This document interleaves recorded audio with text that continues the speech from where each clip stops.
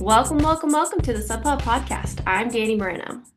And I'm EmKay Sullivan. And today we have, I think, our third or fourth episode with this guest on the podcast. But if you've been a long time listener, you already know who Anna Gibson is. But Anna Gibson made a pretty exciting team a month ago, so we decided to bring her on again. Yes, and if this is your first time listening to an Anna episode, she is a runner for Brooks, based out of Jackson, Wyoming, I believe. And she earned a bronze medal at last year's World Trail Championship in the uphill. And then she also was a member of the USA up and down mountain classic team at the World Trail Championships. And she had a monstrous win at the Broken Arrow VK last year. But yeah, before to close out 2025, she ended up teaming up with Cam Smith at the last qualification where USA was tied with Canada. That is like an oversimplification, but basically they had to beat Canada to earn the last spot in the Olympics for what would be the first skimo or ski mountaineering competition at the Winter Olympics. Yeah, so we really wanted to sit down with both of them.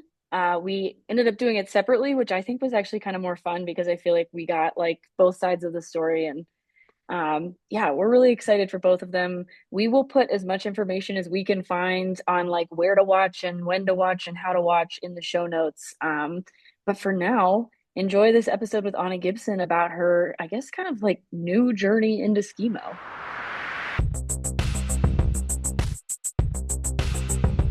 Hey Yes. Anna, how you doing? Hey, I'm doing great. Thanks for having me back. Of Yes, course. welcome back to the pod. I know, I think Uh, this is like your third time on the podcast, third or fourth. Something like that. I like it. We get these like routine check-ins. exactly. She also was a special, like, in the field reporter that one time too for the Yeah. Golden Trail. Yep. I did do that, just sneak in secrets about what the course is like. We gotta do more of those. Where are you right now? How's it going? Oh, I'm good. I'm home in Jackson, which has been great. And I've been here for a few weeks and I still have like two more until I head out. So it's feeling like I'm just here for so long. Like 5 weeks feels like an eternity for me. It's awesome. Yeah, because you moved back to Jackson Hole within the last year, right? Yeah, I moved back here in February, so it's been almost a year that I've been Okay. back. But been doing a lot of competing and a lot of traveling since I moved. So yeah, it's nice to kind of feel things slow down a little. How has your winter been in Jackson? Because Mammoth, it was like dry for a bit and then we just got pummeled. So how's the season been there? Oh, we are having a very weird winter. It was a weird start. I've never seen so much rain so late in the fall and into the winter as we've had this year. So the snowpack down low is bad, unfortunately, but we all of that moisture that we've been getting has been snowing up high. And so like the mountains are amazing and the skiing is awesome now. So it's just like a really big difference from the valley floor up to the high peaks. But it's working. We got great skiing right now. Yeah, because how high is it there? Like at the base and then like the top of the resort. The base is like 62 or 6,300 feet, and then the top is like 10,500. Okay, cool. Yeah, I could see how that's sticking up there. Um, Aside from, it benefiting your skimo training, what else actually took you back to Jackson? I miss the community a lot. I think there's just something special about this town. It's just filled with really active, really exciting people for me. And I've always had like an awesome community here. And so, yeah, I think I just miss that a lot. Like everywhere else I've lived, it's all been a great experience. But I've always just felt this like magnetic pull back to Jackson and finally just decided that I was going to make it work. And I'm really, really happy with the move so far. I don't think I will be leaving anytime soon. There's something just like nice about living up high in the mountains. Marin's great, those trails are awesome, but it's not quite mountain life. Yeah, it's definitely different. And it's also just like a big city, even though you're not living in it. Whereas like Jackson is actually quite small and there's lots of people that come through. Obviously, there's a massive tourism industry. So there's always like a lot of turnover with seasonal employees and all of that. Like there's enough people that you just kind of can't get bored. And it feels like there's a lot going on all the time, but it's just like, I don't know, you can't go to the grocery store without seeing somebody that you know. And I just really like that kind of small town culture. I like that too. What is like the population of that group that stays there year round? Do you know? It's probably like 15 to 20,000 in the whole community, like our entire county basically. And there's all these little kind of like satellite smaller towns that everyone kind of commutes into Jackson, and like Jackson is the hub.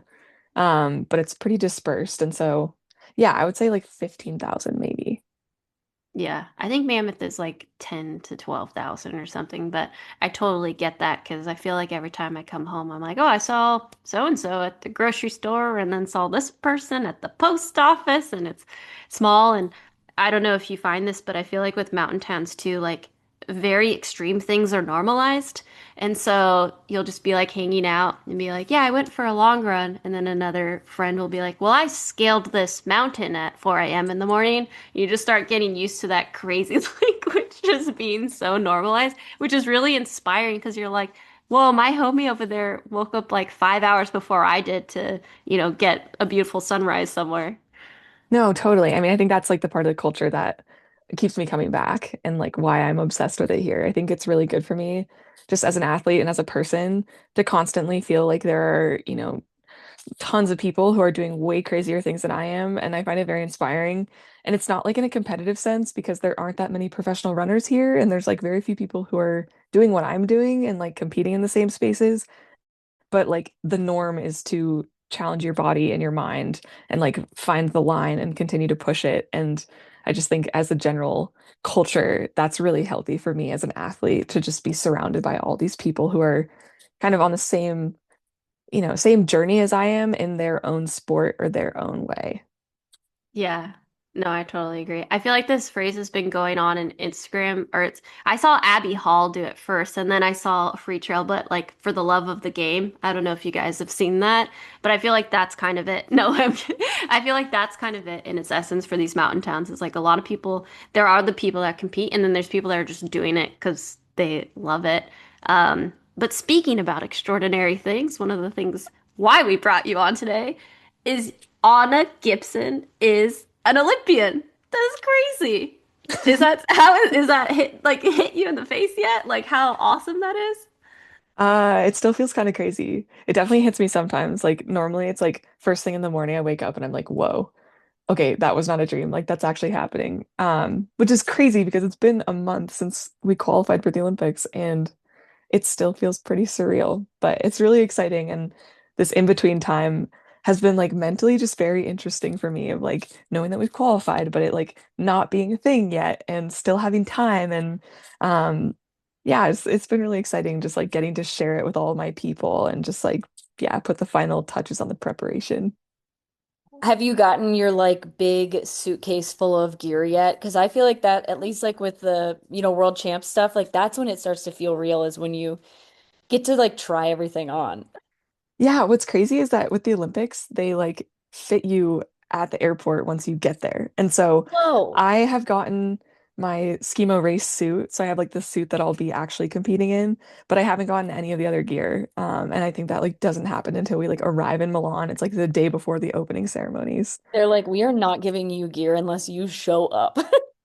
It's kind of hard to like conceive of though, because it's also like, okay, I'm gonna have to fly all of it back home. And so Yeah. how do you manage that? I don't even know.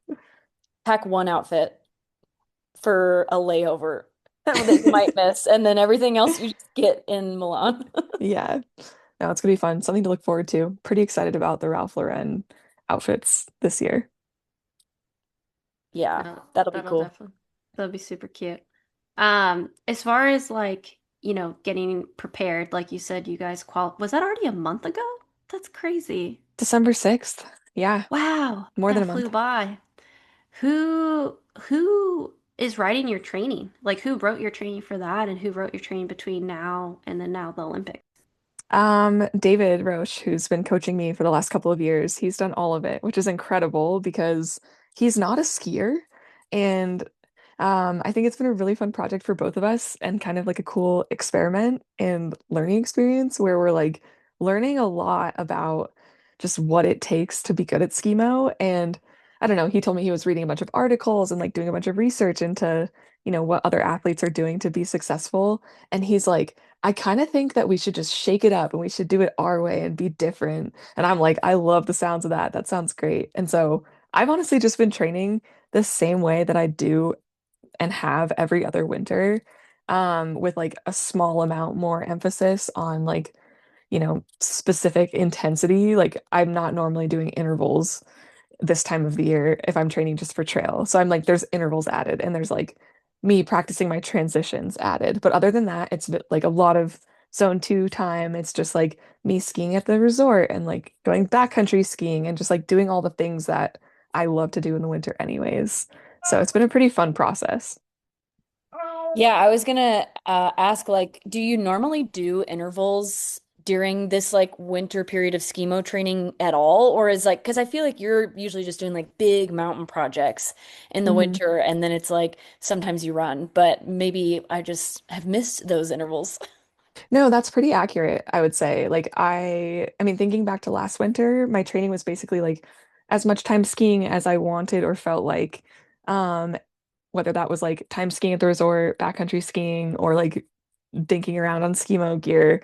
But no, there was no intensity really happening on skis, with the exception of like, I don't know, a random day when I wanted to just like go crazy or like go after some Strava segment or something like that.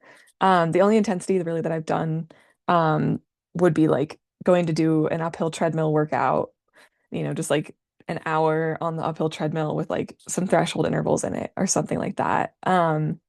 So this is like a little bit different. Like I'm actually doing intervals on skis, but it's really just like one day a week, and I've only done a handful of sessions even since the World Cup. So there's, yeah, not a ton of intensity. I think we just had to like play it a little bit cautiously because there's, you know, some time, but not a ton of time between like the qualifier and the Olympics. And so it's just like a fine line of trying to not like overcook myself, and like be able to show up to the Olympics like feeling good and having a lot of energy. Are you also doing like strength training or any other cross training, or are you basically living on your skis right now? I'm mostly living on my skis right now. I've been running like once a week. Um, and then I have been doing a lot of yoga. Like I do yoga multiple times a week and I like to do hard classes. So that feels kind of like my strength. But When you yeah, say not a hard, ton. what do you mean by that? Like, what's hard yoga? I feel like I'm going to like really hot classes. I do hot yoga and I tend to sign up for like heated vinyasa or hot fusion, which is like my heart rate is quite high actually. Like it feels like I'm doing a hard workout. Sometimes I could stand up and I'm like, oh my gosh, my heart's pounding out of my chest and I'm like sweating a ton and like shaking. And I leave, I'm like, okay, that was a good workout. And like wake up the next morning, sometimes I'm sore. So it feels like that's like really good kind of like strength and mobility all at once and heat training. So that's been like a big part of my training the last little bit. Is that like a specific hot yoga that's specific to Jackson, or is it core power or something like that? I go to a studio called Inversion, which is like a Jackson business. But it's really great. It's like a couple blocks from my house, and a bunch of my friends are instructors there. So it's a good little like community fun thing to be a part of.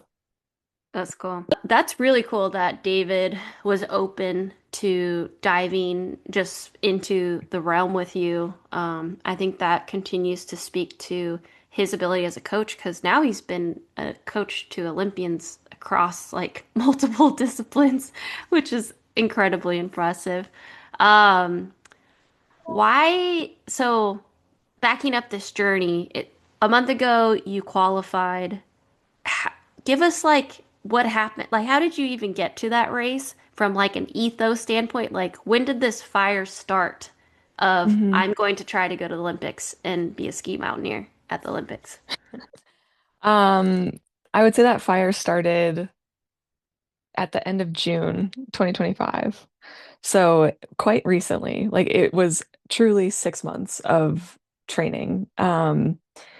And it's funny because like reflecting on this whole process, like I feel like I have been preparing for skimo for my entire life. Like I have been preparing, training. Um, I just haven't been racing. I haven't been competing in this sport, and I haven't had like competitive dreams with it until recently. But I mean, like I've been skiing since I could walk. I competed in downhill, I competed in Nordic. I've had skimo skis and trained on them for the last 4 years. Um, I used to like when I was a kid, when I was in elementary school, I would like beg my parents to like go ski with me and skin up the ski area and ski down before or after school in the dark. Like I've had a love for this thing for so long, and it just like feels like it was inevitable that I was going to end up here, but it wasn't until Cam came to me with this idea that I should join him and try and be his relay partner and we should try and make the Olympics and explained the whole process to me that I like finally decided that now was the time to go in on it. So yeah, in some ways it's like been my whole life and then in some ways it's been 6 months. We were going to ask about your like relationship with Cam in a little bit, but we should just get into it now. Like, what made him, come up to you and ask you about this, and like, what was his pitch to you?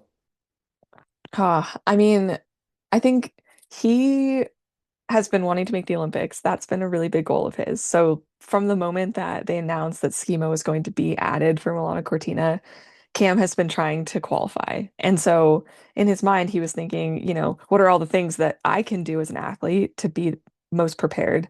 And then also thinking, okay, this is a partner, this is a relay team. What are all the things that I can do to, have the best partner and be in the best position to qualify? And like the US team is strong. There are a lot of people who are like, racing over the last couple of years, like also giving everything to this goal of trying to make the Olympics. And his thought was like, okay, why don't we just add more options to the team? Let's just like, you know, stack ourselves to the point where like if someone gets hurt, someone gets sick, or like someone's not as in as good of shape or whatever, what have you, like what could happen. He just thought the more people, the better. And so he started thinking about what would make an athlete be in a good position to take up skimo quickly. And he basically like described my sport background, like all the things that I've done, like the childhood, the way that I grew up, like all these things. And also not to mention like having the flexibility to decide to opt in to something like this so last minute. And like, I think for him it's like, yeah, it made sense to like find a professional athlete who like has the freedom and the flexibility and could just decide with like the drop of a hat to go try this thing out. And so then he reached out to me. I love that. The world is better because of people like Cam. Like the people that understand it's more of like a group effort and you're gonna go further together. But I also just like had this weird image of, him on a whiteboard, like writing out all the criteria like a detective and then making all of the connections being like, Anna Gibson, lifelong skier, one of the best uphill runners in the world. She is the answer. And then pitching. That is really cool. I mean, we're gonna have Cam on here as well. But good on him because So yeah. I should also add, I think that like hopefully Cam will tell you this, but I think that one of the heroes of this story is actually Cam's wife, Lynn, because Oh. Cam had been thinking about asking me for a long time. Like it was like months of him thinking about asking me, and then we'd be at a race. Like he told me that he almost asked me at Sunapee, which was like June 1st, and then he like chickened out. There was never the right moment. Like it didn't feel like a good time. And Lynn, like, then he comes home, back to Crested Butte, and Lynn is like, why the heck didn't you ask her? Like, it's time and the clock is ticking. Like, get on it. So then he goes to Broken Arrow and he finally asked me. But like, Lynn, I think, was like pretty instrumental in like pushing Cam to follow his instinct and to actually act on this idea of asking me. That's a good Um, partner. which is so great because had never even met her until this race in December at the Solitude World Cup. And so it's been really cool, like knowing that she played a role in all of it and like getting to know her as well. Wives, man. Wives are superheroes. Shout out, Lynn. Shout out to Not Lynn. letting your man back down from this opportunity. That is really cool. Um, so you guys are going as a team. When it comes to the format, from what we can understand, you could correct us if we're wrong. There is a men's sprint, women's sprint, and mixed relay. You Mhm. guys qualified in the mixed relay, but by doing so, you both each earned a spot in the individual sprints as well, which that happens on just a few days before. February 19th, and then the mixed relay is a handful of days later on the 23rd. Um, are you excited for that sprint? Did you know that was part of the deal originally? I am excited for it. I feel like there's been a little bit of less emphasis on it just because like the relay has been the focus of all of this because it was our ticket to the Olympics. And so I'm feeling kind of partial to the relay. I also just love getting to do something with a team. It's so fun. But I'm really excited for both, and I think it will be cool to have the opportunity to race two times. And I actually really like the order that they're in too, because I think I have always felt like racing two times in a weekend is awesome. Like I don't know, Broken Arrow, it's great. Get to do the VK, then go do the 23K and have a day in between so you're not tired. But you just kind of like get all the nerves out of the way and you're not all like jittery and antsy on the start line that you really, really care about. And so I think it's going to be a good setup for us. And because you and Cam are, you guys do not live in the same place. You live in Jackson Hole. Cam's based out of Crested Butte. He came to you in June. Like, how frequently do you guys practice together, if at all? Or is that like even necessary in a relay situation where you're kind of just like slapping hands and moving on? So it's not really necessary from like a relay performance perspective. Like the only thing that you do together is literally a handoff, and the handoff is not like a track baton. It's like I tag Cam anywhere on his body or his backpack. And so I literally just ski in to the zone and I tag him. And so there are like little things that you can perfect, but there's like nothing really that we need to practice in that regard. Um, we have trained together a fair amount since I went in on this whole thing mostly by way of like going to US team training camps, which I was doing like once a month from the moment that I like committed to this all the way up until the qualifier in December. And so through that, like it's been really instrumental for me to like be with the team because they've taught me everything that I know. Like that's time with like team coaches and staff, like talking to me about the rules of the race, like how to not get disqualified and how to not get time penalties and I don't know, things about the format, things about equipment, and then also from the team, like learning how to do the transitions super fast because like what I have learned is that they're very like artistic. They're super different styles depending on who you are. And so like doing the transition in one order might be super fast for person A, but then doing it in a slightly different order or like folding your skins a little bit differently is faster for person B. And so like being with a team where everyone's doing like a slightly different rendition of the same thing has been helpful for me to like find what's fastest for me. And Cam has been great in that. Like he's just like, oh, try this, try this, try this. What if we do it this way? And then just like literally we're there with like a stopwatch, like timing the different runs through the same transition. So the training time has been awesome for that part, like just getting all of the technique dialed. That's cool. Outside of camp, have you had any other mentors during this time? Oh yeah, I've had a lot. I mean, the whole US team has been awesome. Like I think that's a question I've gotten a lot from people. It's like, oh, what was that vibe like? Like just jumping onto the team and, were people like mad at you for being there? And I'm like, honestly, so the opposite. Like people have been so great and the team is now like some of my closest friends. Some of my mentors, I would say in this regard, are like 17 years old and they're the juniors on the team who were not even competing to make the Olympics directly, but they're like they see that like their role is to bring the vibes and like bring the energy and to help Anna learn how to do transitions. And so they basically just like threw all their tips at me and just like helped me figure stuff out really quickly, which has been super, super cool. No, that's super cool. I mean, it's awesome that you had Cam and then the whole group embraced you as a whole. I think maybe for them too, it's easy to be selfless when you love a sport so much and it's just a net positive for everyone involved that you guys get to represent Team USA. Before we shift to the format, we are going to ask Cam this question about you too, but what's one thing about Cam that people probably don't know that they should?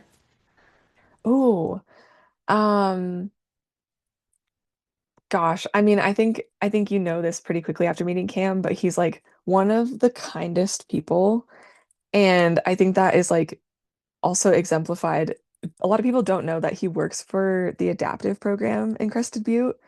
Like he's not a full-time athlete. He also works extremely hard outside of his own sport pursuits, but his job is to help other people with like differing abilities or, like challenging backgrounds get into outdoor sports. And so he's like incredibly patient and he knows how to do basically everything. Like any outdoor sport there is, Cam does it and he teaches other people how to do it and like works with clients one-on-one. Some of them are like one time and then others like he sees the same people like routinely throughout a season and basically just goes out and like does sports with them, which is incredible. And like he's worked with people from all over the world. And so yeah, he doesn't talk about it that much, but like once you get him to open up about it, it's like really, really cool to like hear about what he does with the rest of his time. And also like for me, I can totally see how it makes him a better athlete as well. Like he's just in it so much for the love of it. Like he is just obsessed with sports and being outside and the community that comes along with that. That's awesome. I really really love Cam. Every time I've like interacted with him or met him, like you're so right. He's like one of the kindest people out there in the trail world. Like, but that's awesome. I didn't know that he worked with adaptive athletes. I can't wait to ask him about that when we interview him. Yeah, you should ask him. Yeah. I wonder what he's going to expose about me. It probably isn't that wholesome. I'm sure he's got something good to say. But let's jump into format a little bit because we know that you've talked about like the specifics on a couple of other podcasts, but we want like what is Anna's honest opinion of the Olympic skimo format, especially given that like some of the other athletes like Remy Bonnet have chosen not to pursue it because of the Mhm. format. Yeah, what is your honest opinion about it? I mean, gosh, my honest opinion is that it might not be the most pure version of Schemo from a lot of people's perspectives, but I think that it is so spectator friendly and I think it's incredibly fun. And my opinion is that just having it be a part of the Olympics is really, really cool. And so that's why I was like ready to just buy in. I think it would be equated to maybe, let's say, trail running being added to the a future Olympics, but they're only going to add a VK. Like there would be a lot of people who are mad about it, but it's like to me that is the foot in the door. That is like a lot of positive exposure for the sport and it's guaranteed to snowball if it goes well. And so I think it's just like really worth engaging with and buying into because ultimately like it's just the starting point. Like it's probably going to grow from there. And so yeah, I think that the mixed relay is awesome. The sprint is also awesome. Like it's so fun to spectate. You could literally sit in a chair at the start line and you could watch the entire thing. And it gets spread out enough that there's like always somebody going up, somebody in a transition box, somebody going down. There's like people crashing, there's people bonking, there's like all kinds of stuff going on. And it's really animated. And also the fact that it goes like back and forth from like men to women is this really fun pace change where it's just like it's really engaging to watch. You don't get bored at all. It's super fun. You were talking about how they were helping you just like learn the rules and like what can get you disqualified, what can do time penalties. What's like the silliest or craziest thing that can get you either disqualified or a time penalty that you've learned so far? Okay, there's sort of two. So the first one is like when you rip your skins off, you're wearing a race suit that has like a kangaroo pouch on the front of it, and you stuff your skins that are like all crumpled up, they're all like together in a wad. You stuff them into this kangaroo pouch, and they actually just changed the rules on the World Cup circuit, which also means that the Olympic rules changed. But last year, if your skins were even remotely hanging out of the pocket on the front of your race suit, it was a time penalty. And now they changed it so that 15 centimeters of a skin can be hanging out without getting a time penalty. But it's just like the most ridiculous thing. It's like, why does it have to be so inside your pocket? Like, I get that if you lose a skin, it's bad, but like, I don't know. That's just like a funny one to me. It's I just like sort of the idea like of them like measuring it. Like they like stop you and they're like, wait a second, is that 15 centimeters? 15.5, you're done. Yeah. Yeah, it's so silly. So that one's funny. And then also like the when you ski into a transition zone, which is like marked out with like tape and stakes and then also like blue on the snow, um, you basically like what starts and ends your transition is you putting down or picking up your poles. And you get a time penalty if you're like locking out your binding, like you're almost done with the transition, you're like touching your right ski and you pick up your left pole at the same time. You get a penalty for that. And so you can't touch your poles and your boots or your skis at the same time. You can only like you have to touch your boots, then pick your poles up at the same time and leave the transition box. And that's just kind of like a funny one. It's like really hard to get through your mind if you've been skiing your whole life and you're just like, oh, fast. Okay. Like you're just doing multiple things at once and you can't do that. It has to be very cut and dry. That's so funny. Both of those are very like mind your manners types of weird rules to me. Like, oh, don't forget, can't touch that yet. I'm like, oh, those Totally. are silly. Well, I'm glad they changed the pouch one because that one is ridiculous. All right, what aspect of the race are you just like so frothed and excited for? You're like, I can't wait to do blank My gosh. in both races. I love the downhill skiing, honestly. I think it's so fun and I grew up racing, but like haven't skied gates since I was like 13, really. And so it's been really fun to get back into racing gates and just like feel that thrill. And I think it's funny, like people who are familiar with skiing, like they watch skimo and they're like, oh, that downhill doesn't look that fun, or like, I don't know, it doesn't look that hard or whatever. But what I've learned is that you are pinned to the max. It's just that the equipment holds you back. And so like you are riding the same line that like a downhill racer is riding. You just look a little silly because your equipment is like not quite as bomber and it's kind of terrifying to ski on. But you're just like full on, just like feeling kind of reckless, going crazy on the downhill. And I think it's really fun. Not to mention the fact that there are also people around you. And so, like at the Solitude World Cup, I raced the individual sprint as well. And I made like an inside pass on this girl on the downhill, like going around a gate. And it was just like really thrilling and fun because that never happens in alpine racing. It's so chaotic to be going through a race course with gates and jumps and rollers and have there be other people around. It feels like skier cross. It's awesome. Especially on like skinny skis. Have you popped out of your skis at all in any of these races? Fortunately, not. Yeah. I hope I don't, but it's definitely possible. Yeah, I would imagine with gates that becomes like pretty like a big possibility just because you are cutting harder than maybe if you were just like sending your own line down the hill. Yeah, I think worse is probably like breaking a ski though, because I don't know, you're pretty locked into the bindings and your toes are always locked out. And so it's not Yeah. like backcountry skiing where like you could kind of come out and you know Yeah. you're meant to come out. Like you're pretty locked into your bindings, but like if you crash, you're just gonna break your skis because they're super, I don't know, they're just light and flexible and made out Whoa. of carbon. All right. So high stakes here on the gates. But Yeah. so what part of the sport, because you are relatively new to like this, side of skimo, everybody is, I guess, in a way. What's the thing that you're like actively trying to improve the most leading into the Olympics? Mm, I think the transitions are still my weakest point and still the thing that I know that I have the most margin to improve on. Um, yeah, I would say that's definitely the biggest part. Like I think the aerobic training is obviously like my bread and butter. That's what I love to do and it's like what I'm gonna be doing even if the Olympics aren't on the horizon. So that's like I don't know, doesn't feel like a big task or a chore in any way. But I think yeah, perfecting the transitions and like continuing to get better at them and get faster and just like more consistently be able to hit fast times is like the biggest hurdle for me.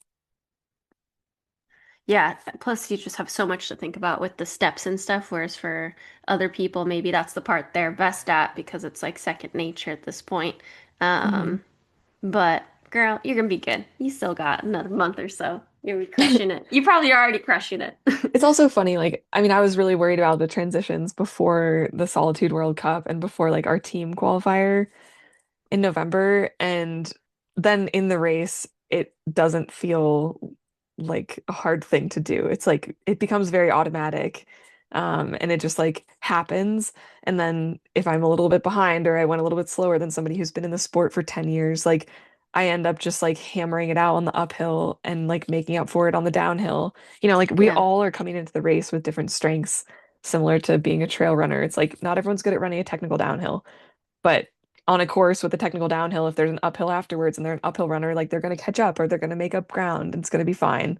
And I feel like skimo is really fast. Ideally, you're good at all of it, but if you're not, like that's just where you're at. And there's opportunities to like kind of try and make up for it elsewhere, which is sort of like how I would describe my race at Solitude. Like I was not the fastest at the transitions, but I was good enough that I was able to like, stay out front and like put a lead on um just by like my fitness and my downhill skiing ability. Yeah. And when she says lead folks, she demolished that uphill. Oh my gosh. Just seeing clips of you just hammering that uphill was insane.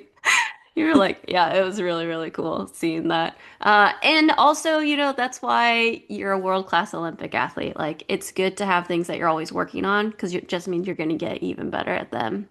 Hmm. Switching to big picture, I mean, it's crazy that for you to get into the Olympics, the race was here in the US at Hmm. Solitude. If you could paint a picture of skimo in the US versus the rest of the world, like how is it? Like, is the sport just like starting to come along? Like, maybe compare it to like how trail running is, as far as, I don't know, Hmm. whatever you think.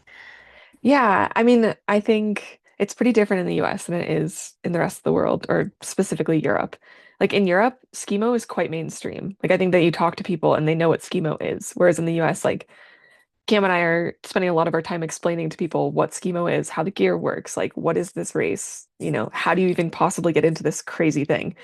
Um, I do think there has been like a niche community here in the US for a long time. And so like I, give massive credit to like the athletes who have been kind of like in it for a long time, who are now like, kind of the people making it happen where like they put on the events that we do have. Like they run USA Skimo, they like make donations that like allow us to have a national governing body that allows us to like be a part of the Olympics, like there's a lot of things that had to happen to like even get us to this point. And so massive shout out to all those people. I do think we have a lot of growing to do still, where like it's not mainstream here. There are not a lot of youth programs. There's a few starting to crop up. Like there's Silver Fork Skimo in Salt Lake City that's like crushing it. There's like a really cool youth program in Boulder that's crushing it. And so there's like starting to be these like little glimmers of like pipeline of how you get into this sport from a younger age and kind of start to build the foundation for it. Um, but yeah, it's really cool to be a part of a sport that feels like it's gaining momentum. Trail is definitely further along. I think it's also gaining momentum, and we're all kind of like riding the wave right now of like a lot of excitement and a lot of support. But skimo is still like I would say even in like an earlier stage in the US in particular. Yeah, that makes sense, especially because for a lot of people, like skimo is more of like a recreational backcountry thing, I think. Because even we're trying to get uphill access at like our local mountain nearby, and the way that they're trying to like gauge interest is by adding an uphill race to their race series. Oh, did I Hmm. break up a little bit there? So which is cool because they do a Friday night race series, but at the same time we're like we're not sure that's totally gonna like capture interest because not everybody's like, yeah, I want to go race this thing. They're like, I just want to Hmm. go like leisurely do some laps or go into the backcountry on the weekend. So it makes sense that it's still kind of like growing, I think. Totally, yeah. And I mean, I think that's also a big piece too, is like I've had a lot of people actually reach out to me and be like, how did you get into this? Like, where do you do this? And I think, ski resorts in North America are not all necessarily known for having great uphill access, which is like generally how this starts for people. I think, it's a kind of middle ground between like being a resort skier and being a backcountry skier, where like being out in the backcountry is like a big task because it requires like not only specific gear but also specific knowledge about how to keep yourself safe and not get into an avalanche, and it requires partners and all of that, whereas like resort uphill skiing, which is like kind of the gateway into being a skimo skier especially for like this Olympic discipline. I feel like yeah, we just need more resorts to like allow uphill access, which is like, I mean, it's been a contentious topic even just here in Jackson. um so not having a place to train is like a really big hurdle for some people to like even get into the sport to begin with. Totally. And even in Mammoth, like the uphill access, it has to be the right conditions for them to open it. But most of them are on green and blue runs. And Hmm. so, who else is on green and blue runs? People that are learning how to go down the hill safely. And so, just like that awareness of people going downhill to look for the uphill skiers, and that inhibits people from wanting to try uphill because they're like, I don't want to get hit by someone learning how to snowboard Mhm. or ski going downhill. But yeah, no, that's good to know. So if folks want to learn more about skimo, just hit Anna up in her DMs. It sounds like that's the place to go. No, I'm kidding. I mean, I do try No. to get back to everyone who asks me questions and things. No, it sounds like check out US Skimo. Maybe there's more answers there to learn Yeah, there's about the sport. definitely that's a really good way to learn more about the sport and even just to like start following it a little bit, like getting familiar with what's being offered in the US and like where there are kind of little skimo community hubs and stuff. I feel like that's a really good spot to start. Cool. Well, to thank you so much. To wrap up this part, because we do have one trail question. What are you most excited about with your Olympic experience coming up here soon? Oh gosh. I mean, just the experience of like getting to be at the actual Olympics and not just watching it on TV, I feel like is going to be the coolest thing ever. Um, it's something I've always followed and like always, just been tuning into sports that I don't really know that much about and like learning about them and learning about athletes that do them. And I'm super excited just to be like up close and personal with all of that. And not to mention the fact that Cam and I, between the two of us, and between like all the USA Skimo people, like we are gonna have probably like a crew of 40 people there supporting us, which I think is just gonna be really cool. So I'm just looking forward to soaking up the whole experience with everyone who's there. Yeah, I can imagine that's gonna just be super surreal, but just awesome at the same time. So that's gonna be super, super cool. So congrats again on being Olympian. We do want to ask one trail question. It's okay if it's too soon, but any thoughts on 2026? There's no world championships this year, so potentially, schedule goals, aspirations. Oh gosh, this question is kind of haunting me. I'm not gonna lie. I don't blame you for Oh, asking it at all, but I just don't have a good answer for you, which it's I wish okay. I did. But honestly, I'm gonna race the Olympics and then I'm gonna like not race for a while. I definitely will be at Broken Arrow. Couldn't miss that. Yeah, Especially since it sounds like it's just getting increasingly more and more epic every year. Um, and I'm waiting for Golden Trail to come out with their schedule because that, like, I don't like racing things that don't excite me. Like, I'm not going to yeah, just go to a race just because it's part of something, a part of a series or whatever. Like, I'm going to go because I think it sounds awesome and it's somewhere I want to travel to and it's a really cool competitive opportunity. And so I'm just waiting till that comes out to decide what I'm going to do with my year. But I would say, yeah, expect more of the same from me and probably also some bike racing. Plus a little cool. bit of post-Olympic celebration, obviously. Yeah, definitely some of that. But like I think I it's think I'm just gonna ski for like 4 months and like not I love not that. focus on training or competing at all. I think it's smart to build that in now. Like already set that precedent of like I'm gonna take that time off after and Hmm. just let it soak in. Like no matter what, you're an Olympian, which is freaking cool. And that's a huge feat. And if I can pull a little Cam, Lynn, Psyche on you, just a little plant in there. Um, Pikes Peak's women's record, long standing, pretty good chunk of cash, and you're someone I think could take that down. So Oh, just I love consider this. Wait, it. yeah, actually I like this game. Let's have you tell me what you think I should Yeah. race.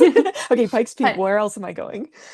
Ooh. it depends on Golden Trail for sure. All But right. yeah, definitely I mean, Pikes Peak. A road half. I would love a road half from a Miss Anna Gibson at some point. Maybe that's a Oh, winter project. yeah, I might be hard pressed for Yeah. that. That might not happen till like next winter, but we'll see. Definitely just the like a double up Broken casual, Arrow. yeah, just a casual OTQ qualifier, like in the same There year you that go. you're on this emo Olympic team, you know? Yes, yes. That would actually be pretty Epic. legendary. Yes. All right, I like the ideas. Thanks. You're welcome. Cool. Well, Anna, thank you again for coming. EmKay, you have any other questions? For the folks out there, EmKay is tending to little squishy potato Emery over there. Yeah, Any other the potato cues? is getting cooked. I do not have any other questions other than just like huge congrats and thanks for hanging out with us all the time. Oh my gosh, my pleasure. Thank you for having me as always. Cool. This has been the Sub Hub Podcast.